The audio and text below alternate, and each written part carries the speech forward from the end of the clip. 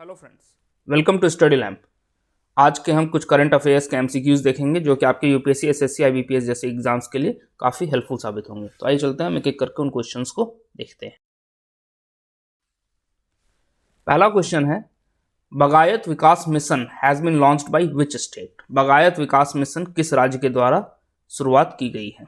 Option है आपके राजस्थान, मध्य प्रदेश, उत्तर प्रदेश और गुजरात। तो इसका सही जवाब है गुजरात। ये बागायत विकास मिशन है क्या? तो इसमें जो बंजर जमीन है, जो अनकल्टिवेटेड लैंड है, उस पर अनकल्टिवेटेड लैंड पर हॉर्टिकल्चर के यानी बागवानी करके हॉर्टिकल्चर के और मेडिसिनल प्लांट यानी कि औषधीय गुणों वाले जो पेड़ होते हैं, पौधे होते हैं, मेडिसिनल प्लांट्स जो होते हैं और हॉर्टिकल्चर प्लांट्स जो होते हैं, उनको उगाने की कोशिश की जा रही है। इसका मेन मकसद है, इस मिशन का जो मकसद है वो है किसानों की आय को दोगुनी करना। आय को दोगुनी करना इसका मकसद है। तो गुजरात के जो मुख्यमंत्री हैं श्री विजय रूपानी जी, उन्होंने इसकी शुरुआत की है बागायत विकास मिशन की। किसान के लिए की आय दोगुनी करने के लिए उत्तर प्रदेश सरकार ने भी एक योजना शुरू की है जिसका नाम है किसान कल्याण मिशन। किसान कल्याण मिशन, इसकी भी शुरुआत उत्तर प्रदेश सरकार ने की है। वहीं गुजरात की सरकार ने बागायत विकास मिशन से हॉर्टिकल्चर और मेडिसिनल प्लांट्स की पैदावार की शुरुआत करने की कोशिश की है, जिसमें कि उसमें उनका है कि जो भी बंजर जमीन है उस पर वो खेती शुरुआत करवाएंगे। अगर हम गुजरात की बात करें तो यहाँ की राजधानी हम जानते हैं गांधीनगर, और यहाँ के चीफ मिनिस्टर विजय रूपानी जी हैं, और यहाँ के गवर्नर जो हैं वो हैं आचार्य देवव्रत। आचार्य देवव्रत यहाँ के गवर्नर हैं। अगर यहाँ के नेशनल पार्क की बात की जाए तो यहाँ का सबसे फेमस नेशनल पार्क है गिर नेशनल पार्क, जहाँ का कि एशियाटिक लायन बहुत ही फेमस है, और एशियाटिक लायन ही गुजरात का स्टेट एनिमल भी है। अगर गुजरात की बात की जाए तो इसका जो कोस्ट लाइन है, तट जो है, इसकी समुद्री तट जो है वो भारत में सबसे लंबी समुद्री तट है, longest coast line in India है, longest coast line state in India है। वहीं शॉर्टेस्ट कोस्ट लाइन स्टेट कौन सा है? Shortest coast line state Goa हो।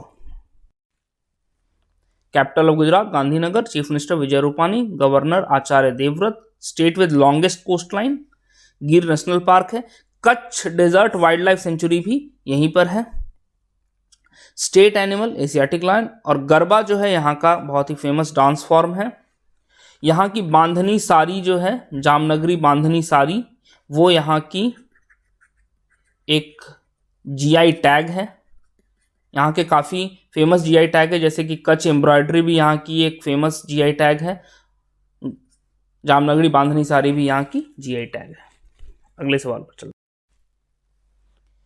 RBI has proposed a 4-tier regulatory framework for which type of financial institution? भारतीय reserve bank ने एक 4 लेयर का एक कंट्रोल करने के लिए एक फ्रेमवर्क तैयार किया है, एक ढांचा तैयार किया है। वो किस तरह के फाइनेंशियल इंस्टीट्यूशन, वित्तीय संस्थानों के लिए शुरुआत की गई है? ऑप्शन है आपके payment bank, small finance bank, non banking financial companies या फॉरेन बैंक। तो इसका सही जवाब है नॉन बैंकिंग फाइनेंशियल कंपनीज। गैर वित्तीय कंपनी जो है, गैर बैंकिंग वित्तीय कंपनी जो है, गैर बैंकिंग वित्तीय कंपनी जो है, उनको कंट्रोल करने के लिए इसकी शुरुआत की गई है। क्योंकि हाल ही में हमने देखा है कि कई सारी जो गैर बैंकिंग वित्तीय कंपनीज जो थी वो या तो घाटे में चल रही है या बंद होने के कगार पर आ गई है। तो इन सब को कंट्रोल करने के लिए आरबीआई ने एक ढांचा तैयार किया, एक फ्रेमवर्क तैयार किया है, जिसके अनुसार इनको अलग अलग लेयर में बांटा जाएगा। पहला लेयर जो होगा वो बेस लेयर होगा, उसका दूसरा लेयर मिडिल लेयर होगा। बेस लेयर में जो एनबीएफसीज होंगे वो डिपॉजिट नहीं लेंगे, और जो मिडिल लेयर वाले होंगे उसमें वो डिपॉजिट भी लेंगे। एनबीएफसी हो गया या हाउसिंग फाइनेंशियल कंपनीज हो गई, जैसे कि पीएनबी एचएफएल है, एलआईसी एचएफएल है, ये सब हाउसिंग फाइनेंशियल कंपनीज है जो कि घर बनाने के लिए लोन देती है। तो इन सबको मिडिल लेयर में रखा जाएगा।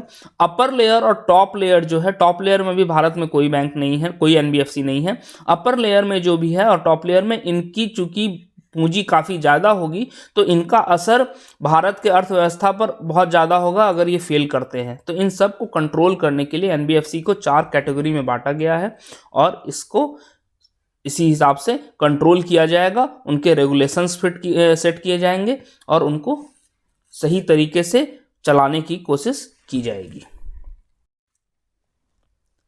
Rajendra Kumar Bhandari has been recently awarded with which award? Rajendra Kumar Bhandari को किस सम्मान से सम्मानित किया गया है? आपके ऑप्शंस हैं सर्वोत्तम जीवन रक्षा अवार्ड, महावीर चक्र, सुभाष चंद्र बोस आपदा प्रबंधन पुरस्कार या प्रधानमंत्री राष्ट्रीय बाल पुरस्कार। तो सही जवाब है सुभाष चंद्र बोस आपदा प्रबंधन पुरस्कार। सुभाष चंद्र बोस आपदा प्रबंधन पुरस्कार जो है ये सुभाष चंद्र बोस के जन्मदिन 23 जनवरी के दिन दिया जाता है और ये आपदा प्रबंधन के क्षेत्र में ही दिया जाता है, डिजास्टर मैनेजमेंट के क्षेत्र में दिया जाता है इसे। ये इंडिविजुअल कैटेगरी का अवार्ड है, इसमें 2 कैटेगरी के अवार्ड होते हैं, एक इंडिविजुअल कैटेगरी होता है और एक इंस्टीट्यूशनल कैटेगरी होता है, एक संस्थागत होता है और एक व्यक्तिगत होता है। तो इंडिविजुअल कैटेगरी का अवार्ड राजेंद्र कुमार भंडारी जी को मिला है, जबकि इंस्टीट्यूशनल कैटेगरी का अवार्ड जो है वो सीड्स को मिला है। Seeds sustainable environment and ecological development society, sustainable environment and ecological development society, इसे यह अवार्ड संस्थागत श्रेणी में इंस्टीट्यूशनल कैटेगरी में मिला है। सतत पर्यावरण एवं पारिस्थितिकी विकास सोसाइटी। अगर हम बात करें और ऑप्शंस की तो सर्वोत्तम जीवन रक्षा अवार्ड जो है वो मोहम्मद मुहसिन को मिला है, ये केरला के हैं। महावीर चक्र अवार्ड जो है ये कर्नल बी संतोष बाबू को मिला है जो कि बिहार रेजिमेंट के हैं, इन्हें मरणोपरांत ये अवार्ड दिया गया है। प्रधानमंत्री राष्ट्रीय बाल पुरस्कार बहुत सारे बच्चों को मिला है, कुछ 32 बच्चों को ये पुरस्कार दिया गया है। इसमें कोरोना वॉरियर के रूप में अवार्ड जो मिला है वो ज्योति कुमारी को दिया गया है ये पुरस्कार। Padma awards committee is constituted by home? Padma पुरस्कार देने के लिए एक कमिटी को गठित किया जाता है, वो उसकी गठन कौन करते हैं? प्रेसिडेंट, राष्ट्रपति, प्राइम मिनिस्टर, प्रधानमंत्री, यूनियन होम मिनिस्टर, केंद्रीय गृह मंत्री या कैबिनेट सेक्रेटरी? तो सही जवाब है उसका प्राइम मिनिस्टर। प्राइम मिनिस्टर इसको गठित करते हैं इस कमिटी को। और ये कमिटी काम क्या करती है तो ये जितने भी नामांकन आए रहते हैं, जितने भी नॉमिनेशंस आए रहते हैं पद्मा अवार्ड्स के लिए, उनको इस पर विचार करती है और उसके बाद फिर जो रिजल्ट आते हैं वो प्रधानमंत्री को दिए जाते हैं। प्रधानमंत्री से स्वीकृति प्राप्त होने के बाद राष्ट्रपति को दिए जाते हैं और राष्ट्रपति से स्वीकृति होने के बाद 26 जनवरी से की पूर्व संध्या पर यानी कि 25 जनवरी को पद्मा अवार्ड्स की घोषणा की जाती है। पद्मा अवार्ड्स में 3 अवार्ड्स होते हैं, पद्म विभूषण जो कि सर्वोत्तम होता है, पद्मा में सर्वोत्तम होता है पद्म विभूषण, उसके बाद पद्म भूषण और उसके बाद पद्म श्री। ये 3 अवार्ड्स दिए जाते हैं पद्मा अवार्ड में। इस कमेटी के जो चेयरमैन होते हैं वो कैबिनेट सेक्रेटरी इस कमेटी के चेयरमैन होते हैं, जबकि होम सेक्रेटरी जो होते हैं वो इस कमेटी के मेंबर होते हैं। अभी के कैबिनेट सेक्रेटरी कौन है? राजीव गाबा अभी के कैबिनेट सेक्रेटरी हैं, जबकि होम सेक्रेटरी कौन है अभी? अजय कुमार भल्ला, ये अभी गृह सचिव है। अभी गृह सचिव अजय कुमार भल्ला है। Which state has won National Award for Best Electoral Practices 2020? निर्वाचन के में सबसे अच्छे प्रयोगों और प्रयासों के लिए किसको नेशनल अवार्ड दिया गया है, राष्ट्रीय सम्मान दिया गया है? किस राज्य को? आपके ऑप्शंस हैं बिहार, त्रिपुरा, मेघालय या दिल्ली। तो मेघालय को यह पुरस्कार दिया गया। मेघालय में 2018 में विधानसभा के चुनाव हुए थे, उस दौरान जो प्रैक्टिस किए गए थे उसके लिए मेघालय को बेस्ट इलेक्टोरल प्रैक्टिसेस अवार्ड दिया गया है। अगर मेघालय की बात करें तो मेघालय की स्थापना 21 जनवरी 1972 को हुई थी और इसकी राजधानी शिलोंग है। यहाँ के सीएम हैं कॉमरेड संगमा और यहाँ के गवर्नर हैं सत्यपाल मलिक। मेघालय की एक बहुत ही खास बात है कि यहाँ पर 3 जनजाति है और 3 हिल्स भी है, गारो, खासी, जैंतिया हिल्स भी है और यहाँ की जनजाति भी 3 है। और इनमें एक नई चीज होती है, वो है मैट्रिलिनियल प्रैक्टिसेस, जो कि पूरे भारत में और कहीं नहीं है। केरला में एक जनजाति के साथ है, इसके अलावा मैट्रिलिनियल प्रैक्टिसेस और कहीं नहीं है पूरे भारत में, इसलिए एक खास चीज है। और इसमें मैट्रिलिनियल प्रैक्टिसेस में होता क्या है कि घर की जो सबसे यंगेस्ट डॉटर होती है, सबसे छोटी बेटी जो होती है, उसे अपने पिता का ख्याल रखना होता है, अपने माता पिता का ख्याल रखना होता है, अपने पेरेंट्स का ख्याल रखना होता है और साथ ही जो संपत्ति है अपने पेरेंट्स की वो यंगेस्ट डॉटर को दी जाती है। और यहाँ पर एक और ख़ास बात है कि जिस तरह से पूरे भारत में लड़कियों की शादी होने के बाद वो लड़कों के घर जाते हैं, यहाँ पर लड़के लड़कियों के घर जाते हैं। तो ये बहुत ही खास बात है इस पर्टिकुलर स्टेट में।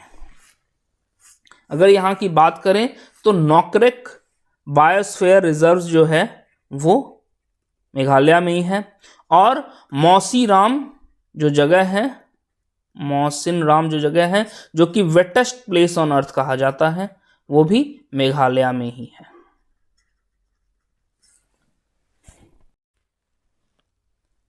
State formation 21 January 1972। Capital of Meghalaya Shillong, chief minister Conrad Sangma, governor Satyapal Malik. यहाँ की ऑफिशियल लैंग्वेज इंग्लिश है। नोकरेक बायोस्फीयर रिजर्व से, Mawsynram wettest place on earth है, गारो, खासी, जैंतिया हिल है, मैट्रिलिनियल सिस्टम है और भारत की सबसे बड़ी जो चाप पुल है, लॉन्गेस्ट आर्क ब्रिज, चाप पुल जो है, वाहेरू ब्रिज, उसकी शुरुआत अभी कुछ ही दिनों पहले की गई। 2018 में यह बनकर तैयार हो गया था, लेकिन इसकी का उद्घाटन अभी कुछ ही दिनों पहले यहाँ के मुख्यमंत्री कॉनरेड संगमा ने किया है। Which state has got its first boat library? कहां पर नाव पुस्तकालय, नाव पर पुस्तकालय बनाया गया है? भारत में यह पहला है जो नाव पुस्तकालय बनाया गया है। किस राज्य ने बनाया है? उड़ीसा, तमिलनाडु, वेस्ट बंगाल या केरला? तो सही जवाब है वेस्ट बंगाल। वेस्ट बंगाल में, पश्चिम बंगाल में ये नाव पुस्तकालय बनाया गया। ये नाव पुस्तकालय पश्चिम बंगाल के हुगली जो नदी है वहां पर एक मिलेनियम पार्क है, वहां से चलते हुए ये बेलूर मठ तक ये नाव जाएगी और उस नाव में 3 घंटे बैठ करके कोई भी किताब, जो किताब या तो बंगाली में रखी जाएगी यहाँ पर या इंग्लिश में रखी जाएगी, क्योंकि पश्चिम बंगाल की ये दोनों ही आधिकारिक भाषाएं, ऑफिशियल लैंग्वेज हैं, तो इन दोनों भाषाओं में किताबें होंगी और 3 घंटे तक बैठ करके पढ़ा जा सकता है यहाँ पर। अगर हम बंगाल की बात करें तो राजधानी कोलकाता है, यहाँ की सीएम ममता बनर्जी हैं और यहाँ के जो गवर्नर हैं वो हैं जगदीप धनखड़, जगदीप धनखड़ यहाँ के गवर्नर हैं। विधानसभा सीट 294 विधानसभा सीट है, जिस पर कि 2021 में चुनाव होने वाले हैं। 42 लोकसभा सीटें हैं और 16 राज्यसभा की सीटें हैं। यहाँ का बंगाली रसगुल्ला जिसे कि बंगलार रसगुल्ला कहा जाता है, बांग्ला रसगुल्ला, ये जीआई टैग है। और साथ ही दार्जिलिंग टी भी यहाँ का जीआई टैग है। दार्जिलिंग टी पहला जीआई टैग दिया गया था जिसे, वो दार्जिलिंग टी ही था। यहाँ पे सुंदरबन मैंग्रोव फॉरेस्ट है, सदाबहार वन है mangrove forest, Sundarban mangrove forest है जो कि भारत का सबसे बड़ा मैंग्रोव फॉरेस्ट है। भारत का दूसरा सबसे बड़ा मैंग्रोव फॉरेस्ट उड़ीसा में है जो कि भितरकनिका है। यहाँ पे royal Bengal tiger, Sundarban mangrove forest में रॉयल बंगाल टाइगर बहुत पाए जाते हैं, जबकि भितरकनिका में सॉल्ट वाटर क्रोकोडाइल पाया जाता है। तो ये भितरकनिका दूसरा सबसे बड़ा सदाबहार वन है और सुंदरबन सबसे बड़ा सदाबहार वन है। 26 जनवरी 1950 को इसकी स्थापना तिथि है। अभी आजाद भारत में वेस्ट बंगाल की राजधानी कोलकाता है। ममता बनर्जी यहाँ की मुख्यमंत्री हैं। जगदीप धनखड़ यहाँ के गवर्नर है। बंगाली और इंग्लिश यहाँ की आधिकारिक भाषा है। सुंदरबन बायोस्फीयर रिजर्व जो कि लार्जेस्ट मैंग्रोव फॉरेस्ट है। India has signed A MOU for global energy security with which agency? Bharat ने एक समझौता ज्ञापन पर हस्ताक्षर किया है ग्लोबल एनर्जी सिक्योरिटी के लिए। वो किस एजेंसी के साथ किया है? आपके ऑप्शंस हैं IEA इंटरनेशनल एनर्जी एजेंसी, अंतर्राष्ट्रीय ऊर्जा एजेंसी, OECD, OPEC या आसियान। तो सही जवाब है IEA। IEA के साथ भारत ने ऊर्जा के क्षेत्र में एक समझौता ज्ञापन पर हस्ताक्षर किया है। अगर हम IEA की बात करें तो IEA की स्थापना 1973 में जब तेल संकट हुआ था, उसके बाद 1974 के नवंबर में इसकी स्थापना की गई थी शुरुआत में। और इसका जो मुख्यालय है वो पेरिस है। जो तेल संकट से जूझने वाले जो देश थे उन्होंने इसकी स्थापना की थी। अभी वर्तमान में इसमें कुल 30 देश हैं। भारत जो है वो उसका परमानेंट मेंबर नहीं है, एसोसिएट मेंबर है। एसोसिएट मेंबर है। एसोसिएट मेंबर यानी सहयोगी सदस्य। भारत यहाँ का इसका सहयोगी सदस्य है।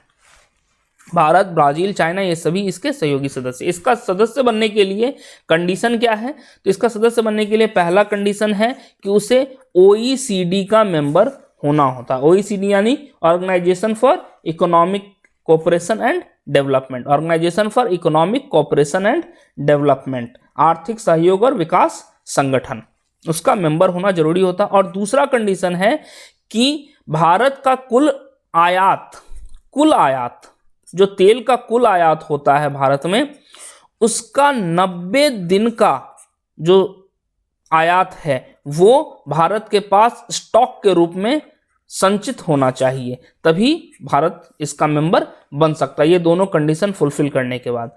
तो ना ही भारत OECD का मेंबर है और ना ही भारत के पास 90 दिनों का आयात है। भारत के पास अभी कुल 74 दिनों का ही स्टॉक रहता है। तो इस वजह से ये OECD का परमानेंट मेंबर नहीं है, सहयोगी सदस्य है। OECD की भी जो मुख्यालय है वो फ्रांस के पेरिस में है। ओपेक का मुख्यालय कहाँ है? वियना में, जो कि ऑस्ट्रिया में है। और आसियान का मुख्यालय जकार्ता, जो कि इंडोनेशिया में है।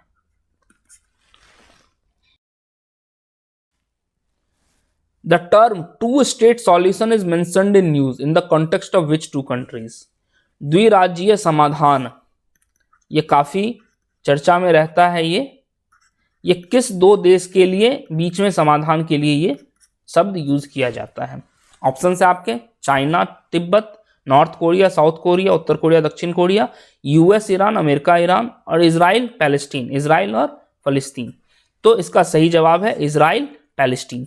इजराइल पैलेस्टीन के बीच में जो समझौता होना है उसके लिए टू स्टेट सॉल्यूशन दिया जाता है। टू स्टेट सॉल्यूशन देने के पीछे कारण क्या है कि इजराइल और पैलेस्टीन के बीच में काफ़ी युद्ध होता है और इनके बीच में युद्ध को खत्म करने के लिए ये समाधान दिया गया है यूनाइटेड नेशंस के द्वारा।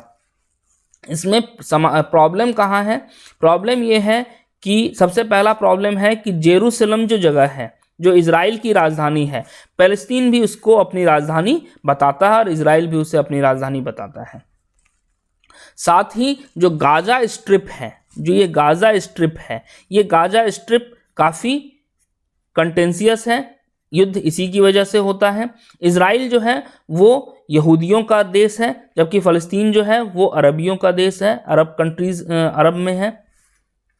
तो इन दोनों के बीच में युद्ध होता है और इसी वजह से ये टू स्टेट सॉल्यूशन प्रपोज किया गया है। इजराइल की राजधानी जेरूसलम और पैलेस्तीन की राजधानी, वैसे तो पैलेस्तीन अपनी राजधानी जेरूसलम बताता है, लेकिन अभी फिलहाल में उसकी राजधानी रामल्ला है। Prime minister of Israel Benjamin Netanyahu हैं, जबकि फलस्तीन के राष्ट्रपति जो है वो महमूद अब्बास है। इजराइल की जो करेंसी है वो इजरायली शेकेल है, फलस्तीन की भी करेंसी इजरायली शेकेल है, और साथ ही इजिप्टियन पाउंड भी फलस्तीन की करेंसी है। तो मेन 2-3 मुद्दों पर उनके युद्ध हैं, एक गाजा स्ट्रिप के वजह से है, दूसरा जेरूसलम के वजह से है। इन 2-3 मुद्दों पर यहां पर इजराइल और फलस्तीन के बीच में लड़ाई है। Extra budgetary resources are seen in news recently, these are the loans taken by. Extra budgetary resource, जिसे कि अतिरिक्त बजटीय संसाधन भी कहा जाता है, वो कुछ दिनों से न्यूज में है। ये लोन जो है ये एक तरह का लोन होता है। वो लोन किसके द्वारा लिया जाता है? सेंट्रल बैंक के द्वारा, पीएसयू के द्वारा, पीएसयू यानी सार्वजनिक उपक्रम, स्टेट गवर्नमेंट राज्य सरकारों के द्वारा, या रिजर्व बैंक ऑफ इंडिया के द्वारा। तो सही जवाब है पीएसयू। पीएसयू के द्वारा ये लोन लिया जाता है, और सरकारों के कहने पर, केंद्रीय सरकार के कहने पर पीएसयू ये लोन लेती है। केंद्रीय सरकार सामने से ये लोन नहीं लेकर के पीएसयू के द्वारा ये लोन लेती है। और इसका फायदा क्या होता है? केंद्र सरकार खुद क्यों नहीं ये लोन लेती है? क्योंकि केंद्र सरकार के द्वारा जितना भी लोन लिया जाएगा वो फिस्कल डेफिसिट में काउंट होगा, फिस्कल डेफिसिट में काउंट होगा। राजकोषीय घाटे में इसकी गणना की जाएगी, क्योंकि राजकोषीय घाटे में जो भी सरकार के द्वारा जो भी रेवेन्यू है और जो भी एक्सपेंडिचर है, ये दोनों ही मिल का जो ये अंतर होगा वही राजकोषीय घाटा बनता है। तो सरकार क्या करती है कि ये फिस्कल डेफिसिट को बचाने के लिए इनको अपने अकाउंट बुक्स में नहीं मेंशन हो, इसके लिए ये पीएसयूज यानी कि सार्वजनिक उपक्रमों को कहती है कि आप लोन लो और उसके बदले ये खर्च करते हैं, और इसमें इनके एक्सपेंडिचर में वो शो नहीं होता है। तो इस चीज को, इस लोन को लेकर के और इसको खर्च करने के लिए कंसोलिडेटेड फंड ऑफ इंडिया से कोई भी परमिशन नहीं लेना होता, क्योंकि कंसोलिडेटेड फंड ऑफ इंडिया से कुछ भी खर्च करने के लिए, कंसोलिडेटेड फंड ऑफ इंडिया जो है वो आर्टिकल 266 में आता है ऑफ इंडियन कॉन्स्टिट्यूशन। तो कंसोलिडेटेड फंड ऑफ इंडिया से कोई भी खर्च करने के लिए संसद की मंजूरी जरूरी होती है, तो यहां से वो लेना नहीं पड़ता है, और ये काम सरकार अपना फिस्कल डेफिसिट कम करके दिखाने में उसे फायदा होता है। लेकिन प्रॉब्लम कहाँ आती है कि ये जो फंड है, ये जो एक्स्ट्रा बजटरी रिसोर्स है, ये वास्तव में कंसोलिडेटेड फंड ऑफ इंडिया से में आता तो नहीं है, लेकिन इसका जो इंटरेस्ट है वो कंसोलिडेटेड फंड ऑफ इंडिया से ही जाता है। तो इस वजह से इंटरेस्ट का जो बोझ है वो सीएफआई पर पड़ता है, लेकिन इसका कोई फायदा होता नहीं है। कंसोलिडेटेड फंड ऑफ इंडिया को हिंदी में संचित निधि कहते हैं, जो कि अनुच्छेद 266 भारतीय संविधान के अनुच्छेद 266 से गवर्न किए जाते हैं। भारत में 3 तरह के फंड होते हैं: कंसोलिडेटेड फंड, कंटिजेंसी फंड और पब्लिक अकाउंट्स। तो ये 3 तरह के फंड होते हैं। World economic outlook report is released by, world economic outlook इस नाम से एक रिपोर्ट रिलीज होती है। वो कौन रिलीज करता है? आईएमएफ, इंटरनेशनल मॉनेटरी फंड, अंतर्राष्ट्रीय मुद्रा कोष, या वर्ल्ड बैंक, विश्व बैंक, जर्मन वॉच, या UNCTAD, United Nation conference on trade and development. तो आपका सही जवाब है आईएमएफ। अंतर्राष्ट्रीय मुद्रा कोष जो है वो इसको रिलीज करता है, वर्ल्ड इकोनॉमिक आउटलुक को। यह सवाल जो है 2014 के यूपीएससी में प्रीलिम्स में पूछा गया था, इसीलिए ये एसएससी और बाकी एग्जाम्स के लिए काफ़ी महत्वपूर्ण है। वर्ल्ड इकोनॉमिक आउटलुक ये आईएमएफ, इंटरनेशनल मॉनेटरी फंड के द्वारा रिलीज किया जाता है। विश्व बैंक के द्वारा जो रिपोर्ट रिलीज की जाती है वो भी काफ़ी पूछे जाते हैं परीक्षाओं में, इसलिए एक बार हम देख लें। जैसे ग्लोबल इकोनॉमिक प्रॉस्पेक्ट, ये सवाल यूपीएससी में आ चुका है। ईज ऑफ डूइंग बिजनेस, यह सवाल प्रीलिम्स में पूछा जा चुका है। World development report,